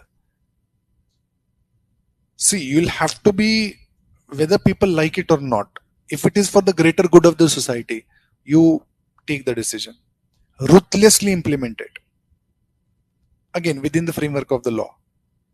The ruthlessly म्हणल्यानंतर तुम्ही म्हणाल की धरून मारायचं आता कोणाला तरी, नाही घालत हेल्मेट, कसा नाही घालत बघतो. Whatever you do has to be within the framework of law. But these qualities of you have to be seen in the answer by the examiner, because this subjectivity, सबसे बड़ा डर क्या है पता है यूपीएससी में? सब्जेक्टिविटी का है कि मेरा पेपर किसके पास जाएगा, उसको क्या लगेगा मेरे पेपर के बारे में. तो बेसिक टिक बॉक्सेस है ना, उसको टिक करो कि एग्जामिनर को ये दिखाना था, ये हो गया, ये हो गया, ये हो गया, ये वाला अब सबको करना है. Okay, so remember, everybody of you, you're going to go through these 5 points. Sensitivity towards citizen है, या ability to prevent future wrongdoing है. ये स्पेशली पनिशमेंट के बारे में आता है कि उसको क्या करोगे आप, रिफॉर्म ऐसा करो कि बाद में फिर से गलत ना करे, ऐसा कुछ फिर लॉन्ग टर्म क्या आप उसमें सोच रहे हो. सो एंड ऑलवेज रिमेंबर, ये जो मैंने बोल्ड किया है statement, your tone should be positive and social oriented. Even in the answer writing sessions of GS, I had told you that your conclusion has to be solution oriented, futuristic, balanced. Never ever be negative in essay, in your ethics case studies, in your answer also. Be optimistic. Negative नहीं होने का मतलब ये नहीं कि आप challenges भी नहीं हाईलाइट करोगे, करो, लेकिन पेसिमिस्ट होना और ऑप्टिमिस्ट होना, पॉजिटिव माइंडसेट और नेगेटिव माइंडसेट का बहुत डिफरेंस है, राइट? उनको नेगेटिव माइंडसेट वाला ऑफिसर नहीं चाहिए. So you should always sound optimistic कि इसको ठीक किया जा सकता है. That tone of optimism is very important in your case studies. Always remember this. Okay, then now we'll go to the case studies. Now I want you to write. मैंने first class है मेरा, इसलिए कुछ PYQ case studies लिए हैं, तो इसको पहले ट्राई करेंगे और फिर अलग अलग तरह की केस स्टडीज हम लिखने की कोशिश करेंगे. Basically why we should not try new kinds of case studies, because we really do not understand if we fulfil the parameters of UPSC even when you are practicing. I would recommend that your first priority of practice should be all the previous year case studies, चाहे वो जितनी पुरानी हो. लेकिन उससे क्या होता है ना कि आप यूपीएससी के केस स्टडीज के बहुत क्लोज रहते हो. हाँ, जब आपकी ये हो गए प्रैक्टिस करके, फिर आप सोच सकते हो बाहर की कोई केस स्टडी. लेकिन जब तक आपके पास है ऑप्शन, तो आप ज्यादा से ज्यादा यूपीएससी ने जो पूछे हुए केस स्टडीज है उनको पहले सॉल्व करने की कोशिश करो, उनके अराउंड सोचो, और फिर हम अलग अलग केस स्टडीज में जा सकते हैं. ठीक है, तो हमें क्या करना है कि ब्रीफली, आपको पूरा डिटेल नहीं लिखना होगा, 5-10 मिनट का टाइम लेते हैं, और उसको जिस तरह से स्ट्रक्चर हमने डिस्कस किया उस तरह का कुछ निकाल सकते हैं क्या केस स्टडी में, देखेंगे. क्या क्वेश्चन है? So this is UPSC 2024 question. The summer heat being exceptionally severe this year, the district has been facing severe water shortages. एक आपको आइडिया बताता हूँ, केस स्टडीज पे कौन से टॉपिक्स पे आती है केस स्टडी? उस साल के सबसे बड़े जो इश्यूज होते हैं ना, उसी पे आती है. ये यूपीएससी की अच्छी बात है. वो आपको इमेजिनरी कुछ नहीं पूछ रहे, वो आपको रियल लाइफ सिचुएशन पे क्वेश्चन पूछ रहे हैं। क्यों? मान के चलो इमेजिनरी प्रॉब्लम कुछ पूछ लिया तो उसको प्रैक्टिकल सॉल्यूशन बताना बहुत मुश्किल है, लेकिन रियल लाइफ में पूछा जाए कुछ तो आपको पता है कितना डे जीरो सिचुएशन कितने जगह हुई इंडिया में। What is day zero? All the supply of water to the city ends up, dries up, that is day zero situation. पानी नहीं है अभी। उसकी एक रीजन क्या है? Over exploitation. तो बहुत आपको पता होगा बहुत जगह बोर नहीं मार सकते आप, पुणे में भी नहीं कर सकते विदाउट परमिशन। क्यों? ग्राउंड वाटर डिप्लीट होता है। तो वो वाला सिचुएशन इंडिया में बहुत हद तक सही था। So the cases with the summer heat being exceptionally severe this year, the district has been facing severe water shortages. ये डिस्ट्रिक्ट की बात कर रहा है, मान के चलो मराठवाड़ा में कोई डिस्ट्रिक्ट है, right? The district collector has been mobilizing his subordinate officials to conserve the remaining water reserves for preventing the district from plunging into acute drinking water crisis. Okay? हमेशा याद रखना जब आप ऑफिसर हो और यहां पे कहा जाता है कि आप डीएम हो, तो लोग क्या कहते हैं, हम फर्स्ट पर्सन में लिखते हैं ना, I will do this, I will do that, I, असं लिहायचं असतं ते. It gives a more personalized touch. But what we do is we forget कि केस स्टडी में दिया है कि आप डीएम हो, और केस स्टडी में क्या लिखेंगे? मैं गांव में जाऊंगा और देखूंगा कि इसने बोरिंग किया है क्या? डीएम को पॉसिबल है गांव में जाना और देखना हर किसी के घर में? तो हम लिखते लिखते इतना इमोशनल हो जाते हैं। क्या भाई डीएम कभी गांव में भी नहीं जाता है? कौन सा डीएम बताओ मुझे आपके गांव में आया है? नहीं आता है। और डीएम का जो जितना टेन्योर रहता है ना, उस टेन्योर में वो डिस्ट्रिक्ट के 5, 10, 15, 20 गांव में जाता होगा।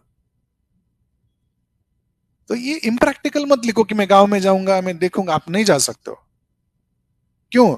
तो उसने लिखा है ना भाई, उसका जो सबऑर्डिनेट ऑफिसर्स है उसको ये काम पे लगाएगा। तो ऑफिसर कैसा होना चाहिए? मैं खुद जाके एसी चला रहा हूं, मैं खुद जाके पानी भर रहा हूं। तो सबऑर्डिनेट से क्या कराओगे आप? उसको क्या एसी में बिठाओगे? उसका जो काम है उसको करने दो। तो केस स्टडी में मैं करूंगा, ये मी करणार आहे, मी करणार आहे, आपल्याला वाटतं की मी करणार आहे म्हणजे एक्झामिनर खुश. कुछ नहीं होना, इम्प्रैक्टिकल है सगळं, right? Next, so along with awareness campaign, उन्होंने खुद बताया कि अलोंग विद, अगर नहीं बताते तो आपको ये लिखना पड़ता कि आपके आंसर में कि along with awareness campaign for conserving water, strict measures have been taken for stopping over exploitation of ground water. ये आदत लगा लेना कि आप जब केस पढ़ रहे हो तो उसको इंपॉर्टेंट चीजें मार्क करना शुरू कर दो. ये जब लिख रहे होते ना आप, सी remember, I don't know in how many times in real life exam you have written case studies, but by the time we, कुछ केस स्टडीज इतनी बड़ी होती है, केस स्टडीज पढ़ना और उसमें से सब कुछ रिटेन करना इम्पॉसिबल है एग्जाम टाइम में. वो टाइम का क्रंच है बहुत कुछ. तो हमेशा जब लिखना शुरू करते हो ना, हर पॉइंट को एक बार ऊपर देखना कि मैंने क्या क्या मार्क किया है और क्या वो चीजें एड्रेस हो रही है केस स्टडी में. क्योंकि 20-25 लाइन पढ़ के मैं सारा उसमें से क्रक्स रिटेन कर लिया, ऐसा हो ही नहीं सकता. ना आप कर सकते हैं, ना मैं कर सकता हूं, ना कोई और कर सकता है. So what is important here is you start marking out the important points that you find which will have to be addressed. So for example, awareness campaign है, over exploitation of groundwater है, vigilance teams है. तो this is what I want to say कि DM गांव में नहीं जाएगा, वो vigilance team बनाएगा जो जाके देखेंगे गांव में. Okay, so vigilance teams have been deployed to tour the villages and find the farmers who are drawing water from deep borewells or from the river reservoirs for irrigation. The farmers are agitated. तो ये मेरे लिए important है. ये stake holder हो गया मेरा farmer, है ना. फार्मर को गुस्सा आ रहा है कि पानी भी नहीं निकालने दे रहे, और डीएम को ये राइट होता है. जब जब ड्रॉट सिचुएशन होती है तो डीएम रिजर्व कर सकता है पानी पीने के लिए. वो खेती के लिए भी नहीं देगा, किसी के लिए नहीं देगा, सिर्फ पीने के लिए होता है पहला priority. Okay, so the farmers are agitated by such action. A delegation of farmer meets the district collector with their issues and complains that while they are not being allowed to irrigate their crops, big industries located near the river are drawing huge water through deep borewells or for their industrial processes. Farmers भी हो गया, industries भी हो गया मेरा. The farmers are alleging that their administration is anti-farmer and corrupt. आता बघा, हे आणखी माझ्यासाठी महत्वाचं झालं. ऍडमिनिस्ट्रेशन का परसेप्शन लोगों में बहुत इंपॉर्टंट होता है. कोर्टाची आणि पोलीस स्टेशनची पायरी चढायची नाही, ही आपल्यामध्ये झालेली परसेप्शन आहे. This is the biggest loss of administration, biggest failure of administration. जो कोई वेल थॉट आईपीएस ऑफिसर होगा ना, वो पहले पुलिस स्टेशन को वेलकमिंग बनाएगा. परसेप्शन को पहले ठीक करना होगा की अगर आपको बताया जाए की पोलीस स्टेशनची पायरीच नाही चढायची, मग आपलं इनजस्टिस झाल्यानंतर काय करायचं? इन्व्हाइटिंग वाचले पाहिजे ना police station. They should not B scary. So here also the perception about administration. So the farmers are thinking that their administration is anti-farmer and correct, being bribed by the industries. माझ्यासाठी महत्वाचं address करायला case study मध्ये, the district needs to placate the farmer, DM, sorry, as they are threatening to go on a prolonged protest. ये भी आ गया फिर problem में. If there is a protest, there is going to be a problem. At the same time, the district collector has to deal with water crisis also. तो उसके पास बहुत सारे problems एक साथ ऊपर आ रहे हैं. वाटर क्राइसिस भी फेस करना है, फार्मर्स का एजिटेशन भी फेस करना है, परसेप्शन फेस करना है, करप्शन के एलिगेशंस को फेस करना है, right? The industry can not be closed. तीसरा डिलेमा आ गया. The industry can not be closed as this would result in large number of workers being unemployed. अब मुझे पता चला कि मुझे केस स्टडी में क्या क्या एड्रेस करना है. क्यों पता है? क्योंकि मैंने ये मार्क किया. अगर मैं मार्क नहीं करता तो इनमें से अब कितने पॉइंट है, अब देखो, अब चला जाता है, छोड़ो, 6-7 पॉइंट है जो आपको पता चले कि इसमें इंपॉर्टेंट है, इनको मुझे एड्रेस करना होगा. अगर मैंने उनको मार्क नहीं किया और मैंने लिखना शुरू कर दिया केस स्टडी को, तो मुझे पता है मैं 5 लिख लूंगा, 4 लिख लूंगा, 2-3 जो है वो छुप जाएंगे. Anyway, my case study is not complete. Why? I have not addressed all the issues that are given in the case. This is a perfect recipe for disaster. That you miss out on some important aspects in the case study. Start doing this in the practice sessions itself. Next session में जब हम case studies को practice करेंगे, I will give you a sheet with printed questions on it, because this was the first session. I was myself under prepared. I was traveling yesterday, so I could not print these files. But next, when we meet very soon, I'll conduct another session where we'll have a printed sheet with question where you write the answer there itself. Okay? Now, question उन्होंने खुद दिया है. क्या question दिया है? पहला question है, discuss all options available to the district collector as district magistrate. कि ये जो सिचुएशन सामने दिख रहा है उसको डील करने में जितने भी ऑप्शंस है आपके पास, उन सबको आप डिस्कस करो. ए. बी है, what suitable actions can be taken in view of mutually compatible interest of the stakeholders. अब ये क्या आपको निकालने की कोशिश कर रहा है कि दोनों में एक मिडिल ग्राउंड लेके आना है. उन्होंने मेंशन नहीं भी किया होगा तो भी आपको ये करना होता है, इंडस्ट्री फार्मर दोनों में. And what are the potential administrative and ethical dilemmas for the district collector? अब इस केस स्टडी में उन्होंने सॉल्यूशंस नहीं पूछे आपसे. कुछ केस स्टडीज में लिखा होता है, पहला क्वेश्चन होता है, what are the potential ethical dilemmas in the above case? And which opinion do you think is the most appropriate? ये भी पूछा जाता है. What are your opinions and what is the most appropriate opinion? इसमें नहीं पूछा है. फिर भी आप ब्रीफली लिख सकते हो कि आप आगे क्या करोगे, लॉन्ग टर्म में क्या करोगे. Okay, now start writing this. Make a brief sketch of what you would do. Case study समजली सगळ्यांना? ब्रीफली समजलीच असेल. हा, तर याला लिहायला चालू करा की तुम्ही काय याच्यामध्ये कराल अकॉर्डिंग टू द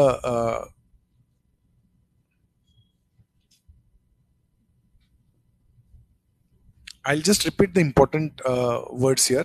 तो सीवियर वाटर शॉर्टेज है, ओके। सबॉर्डिनेट ऑफिशियल्स हैं जिनको ये एक काम पे लगा रहा है। देन डिस्ट्रिक्ट में plunge into acute water crisis if action is not taken. Awareness campaign चल रही है वाटर कंजर्वेशन की, over exploitation of ground water हो रहा है, विजिलेंस टीम्स है, राइट। फार्मर्स एजिटेटेड है, सो इंडस्ट्रीज यूज कर रही है लेकिन फार्मर्स को यूज करने नहीं दिया जा रहा है पानी। एंटी फार्मर करप्ट एडमिनिस्ट्रेशन है, ये परसेप्शन बना है। फार्मर्स एजिटेट करेंगे, ये कहा है, ओके। ऐसे सिचुएशन में 3 क्वेश्चन है आपके सामने, उनमें आप क्या लिखोगे? Discuss all the options available to the district collector. दूसरा है what suitable actions can be taken in view of mutually compatible interest of stakeholders and what are the potential administrative and ethical dilemmas in this situation, okay. Try writing जितना भी आप collect कर सके इस question में से एक rough sketch बनाने की कोशिश करो, और हर कोई लिखेगा, ओके। जितना भी आप लिख सकते हो, जस्ट ब्रीफ स्ट्रक्चर लिखो कि इंट्रो में आप क्या करोगे, स्टेक होल्डर्स कौन है, फिर सीधा क्वेश्चन को एड्रेस करना शुरू कर दो। कि क्या ऑप्शंस अवेलेबल है आपके पास एज अ डिस्ट्रिक्ट कलेक्टर, यानी उसमें से कौन सा सुटेबल एक्शन आप ले सकते हो जहां दोनों पार्टीज का इंटरेस्ट एक हो, राइट। एंड इसमें एथिकल डिलेमास कौन कौन सी है, 3 क्वेश्चन को आपको एड्रेस करना है। या इंट्रोडक्शन छोड़ो, स्टेक होल्डर्स आइडेंटिफाई करो और इन 3 क्वेश्चंस को एड्रेस करो। अब यहाँ पे पहला जो पार्ट आप लिखोगे वो है इंट्रोडक्शन। 2 तरीके हो सकते हैं लिखने के। One is you write introduction and stakeholders separately, और you can include the stakeholders in your introduction itself, because there is no hard and fast one size fits all way of writing a case study. So how do you summarize the case? See, what is introduction? Basically you're summarizing the issue again in the introduction, highlighting the important points in the introduction कि ये चीजें हैं जिस पे ध्यान देना बहुत जरूरी है।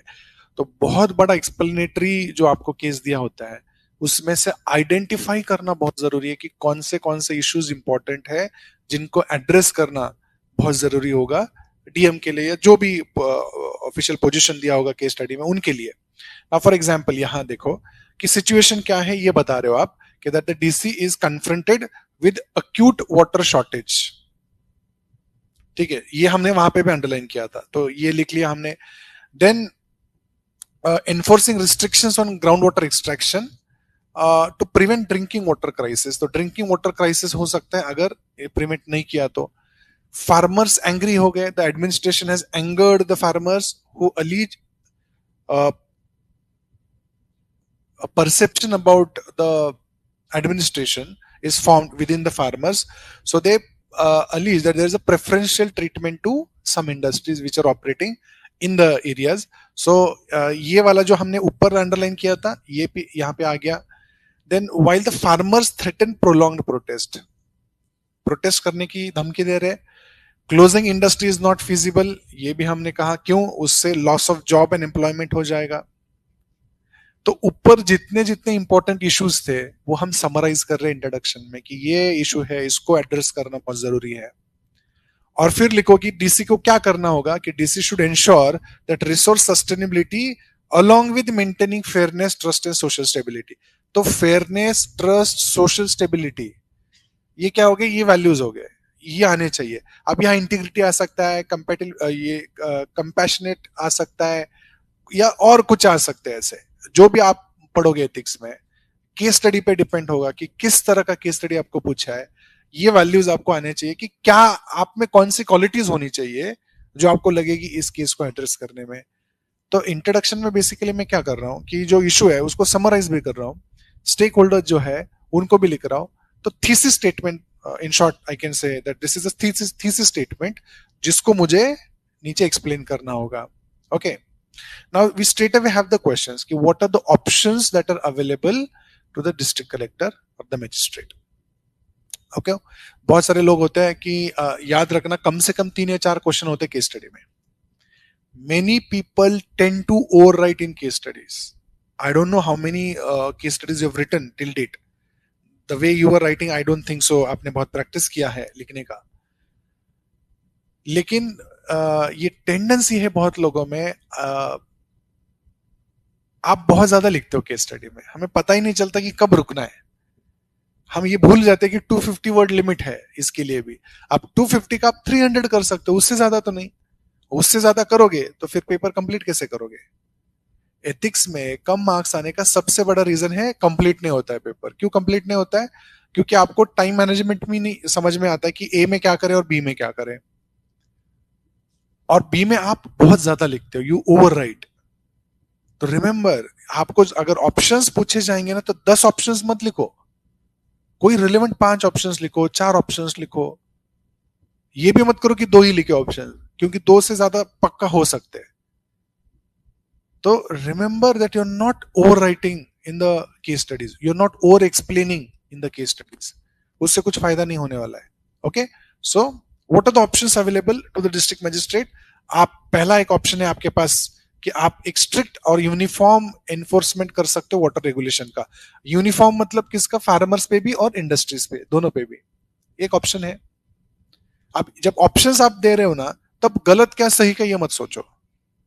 When they ask you what are the options available, they come up with multiple options. They're not asking you which is the right one, which is the wrong one, right? So come with maximum. अब कोई बोलेगा कि दोनों को भी, farmers को भी मत दो, इंडस्ट्रीज को भी मत दो, पीने के लिए रखो सिर्फ. ये डिप्लॉय विजिलेंस टीम्स और use GPS enabled monitoring of borewells. ये लिखना क्यों जरूरी होता है? कि यू शो द एग्जामिनर कि आप इनोवेशन टेक्नोलॉजी को यूज कर सकते हो एडमिनिस्ट्रेशन में.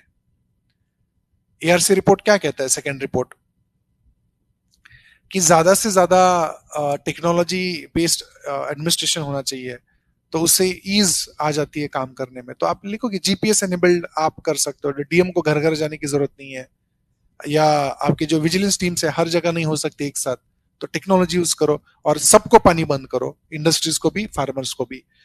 दूसरा ऑप्शन हो सकता है टेम्पररी रेस्ट्रिक्शंस फॉर इंडस्ट्रीज, कि फार्मर्स को छोड़ो लेकिन टेम्परीज पे लगा दो.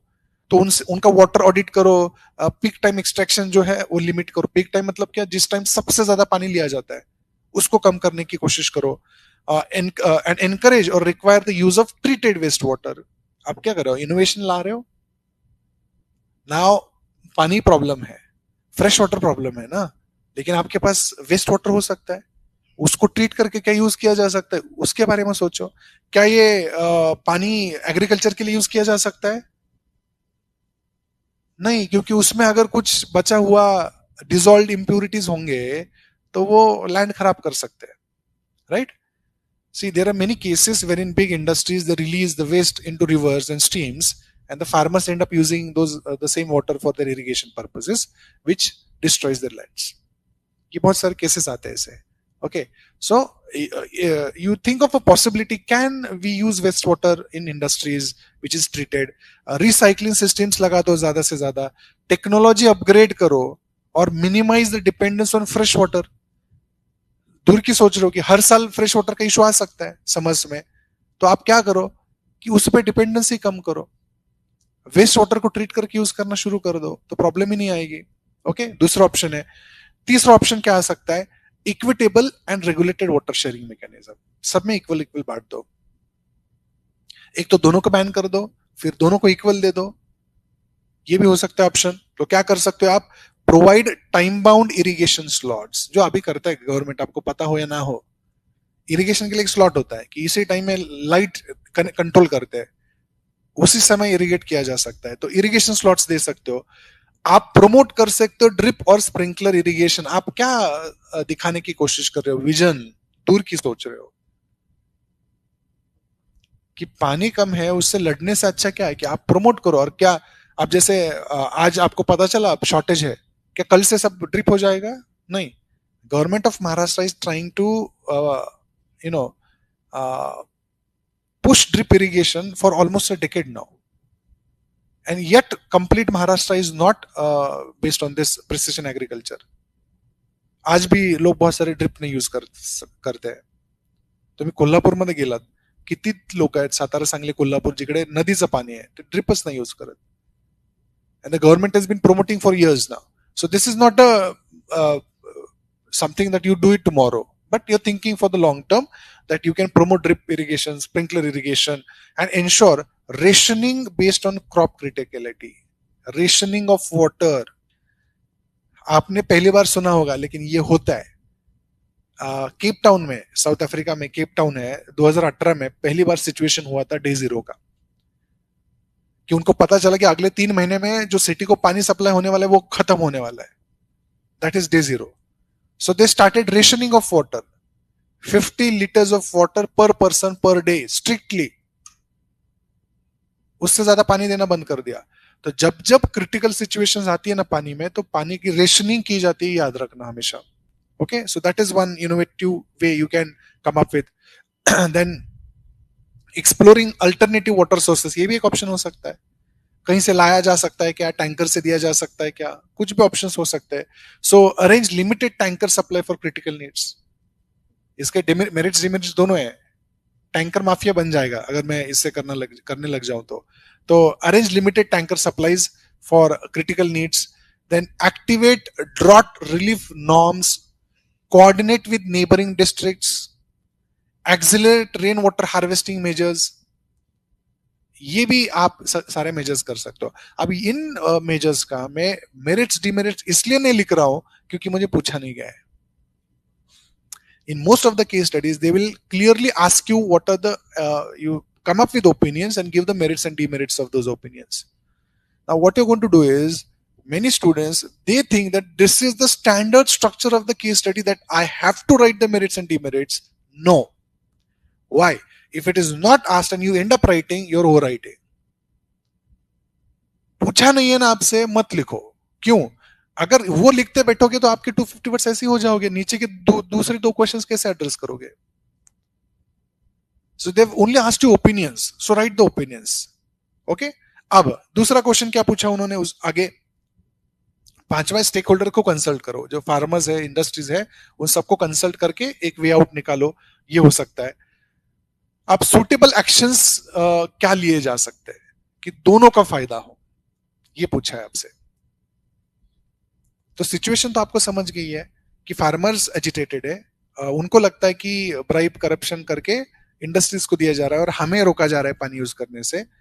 तो बीच में से क्या कर सकते हो जहां फार्मर्स भी सेटिस्फाई हो जाए, इंडस्ट्रीज भी चलती रहे? ऐसे क्या कर सकते हो आप? एक ऑप्शन नहीं पूछा आपको. उन्होंने पूछा है कि दोनों के इंटरेस्ट एड्रेस हो, ऐसा क्या किया जा सकता है. तो क्या लिख सकते हो आप? कुछ वर्ड्स कितने इंपॉर्टेंट होते हैं, ट्रांसपेरेंसी, अकाउंटेबिलिटी वाले वर्ड्स जो है होते हैं केस स्टडीज में.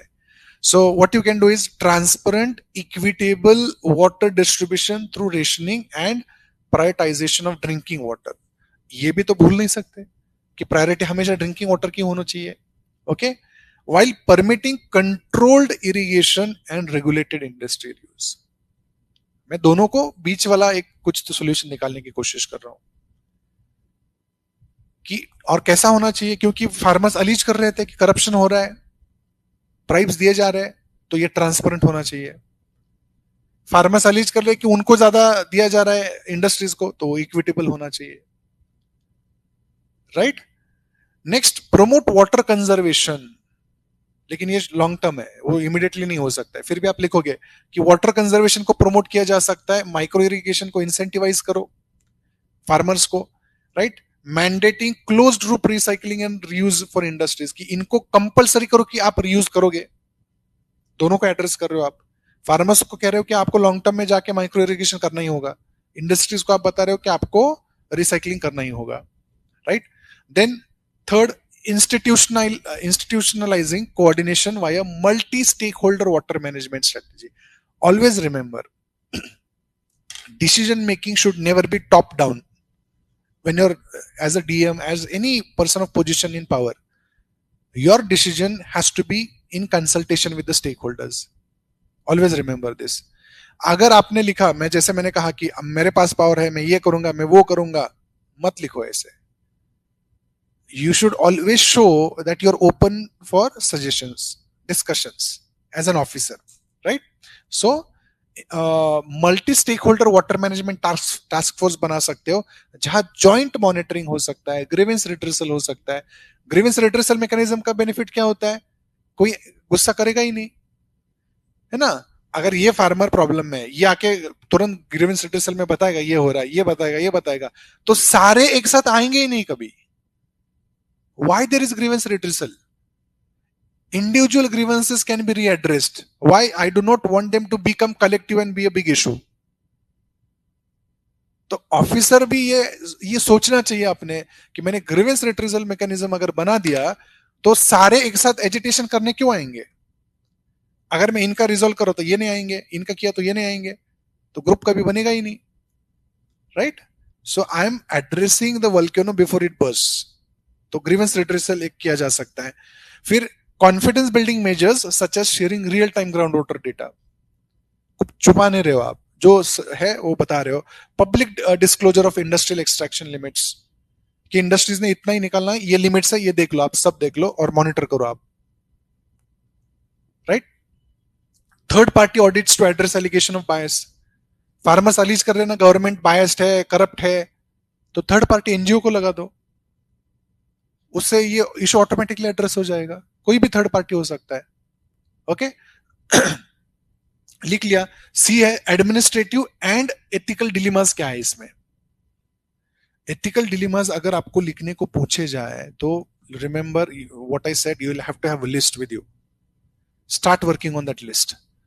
When you are studying section A, start writing the words separately. जो एथिकल डिलीमास आपको लगता है वो लिखना शुरू कर दो अलग से. किसी भी केस स्टडी में सीधा पूछा जाएगा कि लिखो एथिकल डिलीमास क्या है, तो वोकैबुलरी बहुत इंपॉर्टेंट है. I know the most difficult thing in writing an case study is vocabulary part. You don't have the vocabulary to write it. बहुत लोगों के दिमाग में है कि क्या किया जा सकता है, लेकिन आप लिख नहीं पा रहे हो क्योंकि आपके पास वो एथिकल वोकैबुलरी नहीं है. वो जितना ज्यादा पढ़ोगे आप एथिक्स उतना आ जाएगा, लेकिन उसको एक एफर्ट करना होगा कि ये कम से कम एथिकल डिलीमास हमें सब पता होनी चाहिए. तो यहां पे डिलीमा क्या है? Equity versus efficiency. Equity versus efficiency. अब मुझे यहां पे क्या करना है कि इक्विटी मतलब क्या है कि fair access without undermining economic productivity. मतलब सगळ्यांना फेअर ऍक्सेस पण मिळाला पाहिजे, पण एफिशियन्सी प्रोडक्टिव्हिटीची कमी पण नाही झाली पाहिजे इंडस्ट्रीची. हा डिलेमा आहे. याला देऊ का याला देऊ, किसको देना है? Next, livelihood protection versus resource sustainability. Crop को जलने दें या पानी को ओवर एक्सट्रैक्ट करें, ये डिलेमा है. लाइवलीहुड का इशू, लाइवलीहुड को प्रोटेक्ट करे या रिसोर्सेस को प्रोटेक्ट करे. एनवायरमेंट, नेचर वर्सेस नीड्स हमेशा केस स्टडी आता है. And now because of climate change, global warming, it is the hottest topic in all the case studies. So we should balance farmers crop survival and with a long term groundwater preservation plan. दोनों भी maintain करना है. इनके crop से भी जलने नहीं देंगे और लॉन्ग टर्म में ग्राउंड वाटर को भी रिचार्ज करेंगे.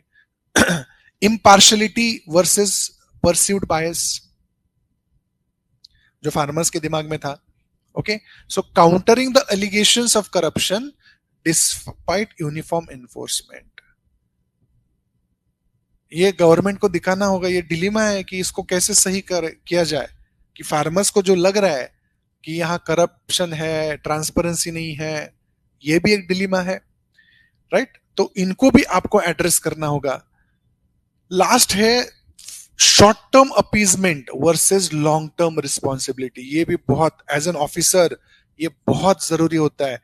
Don't take decisions which make people happy. आप पॉलिटिशियन नहीं हो, इलेक्शन आया अपीज करने लग गए हो, 10,000 दे दिए लड़कियों को, विमेन को, है ना? आप ऑफिसर हो, क्योंकि ये आपका घर का कुछ नहीं दे रहे हो आप यहां ऑफिसर हो. आप 3 साल बाद चले जाओगे, आपकी लेगेसी यहीं पे रहेगी. तो आप एक्शंस क्या ले रहे हो वो लॉन्ग टर्म होनी चाहिए. Okay, so short term appeasement नहीं चाहिए. Resisting populist pressures that threaten future water scarcity. मैंने आप कहा फार्मर्स को करो यूज, सब वाह वाह कर रहे, क्या कलेक्टर है। आप चले गए, फिर लोग मर रहे पानी को पीने के लिए नहीं है। डोंट, बेसिकली मैंने ये कहा कि आप विजनरी है, ये दिखाना है आपको। सो शॉर्ट टर्म सॉल्यूशंस आप नहीं वर्कआउट कर सकते हो। So this is a dilemma. And the last is law enforcement versus sensitivity. अब ये एजिटेशन करेंगे तो मैं थोड़ी लाठीचार्ज करूंगा इन पे, सेंसिटिविटी भी दिखानी होंगी, क्यों, उनका लाइवलीहुड का क्वेश्चन है, right. So this is also dilemma, that how will I handle the protest firmly yet empathetically.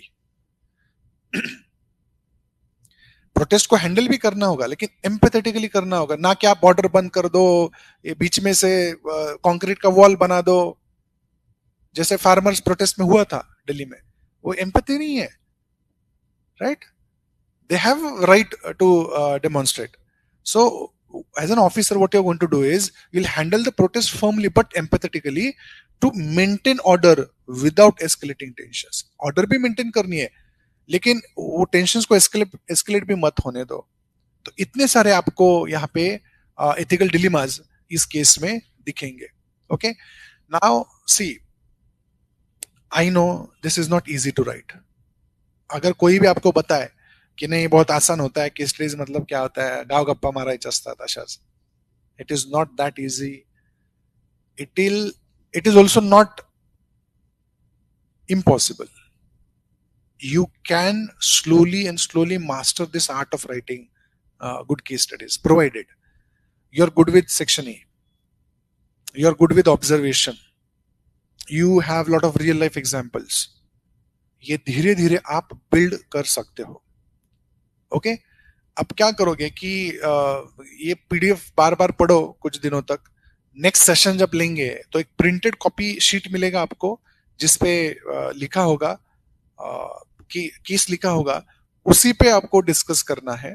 Okay, और तब एक प्रॉपर रियल लाइफ एनवायरनमेंट में टाइम लगा के लिखना शुरू कर देंगे। तो आप वो जो क्लासरूम एनवायरनमेंट होता है एग्जाम का, उसको स्टिमुलेट करने की कोशिश करेंगे, लेकिन उसके पहले आपके तरफ क्या रेडीनेस होनी चाहिए कि आपने पढ़ा है सब कुछ। जैसे सर पढ़ाएंगे तो एक एक टॉपिक पढ़ते रहो, सर के साथ रहो, जो वोकैबुलरी है एथिक्स की, उसको और ज्यादा यूज में कैसे ला सकते हो आप, ये कोशिश करो। Okay, and then automatically this will improve. कोई जैसे बहुत लोग मुझे पूछते हैं कि सर ऐसे को क्या किया जाए, ऐसे को कैसे पढ़ना होता है। मैंने बहुत बार कहा है कि ऐसे पढ़ने का कोई तरीका नहीं है। आप जीएस जब पढ़ते हो ऑटोमेटिकली ऐसे पढ़ रहे हो।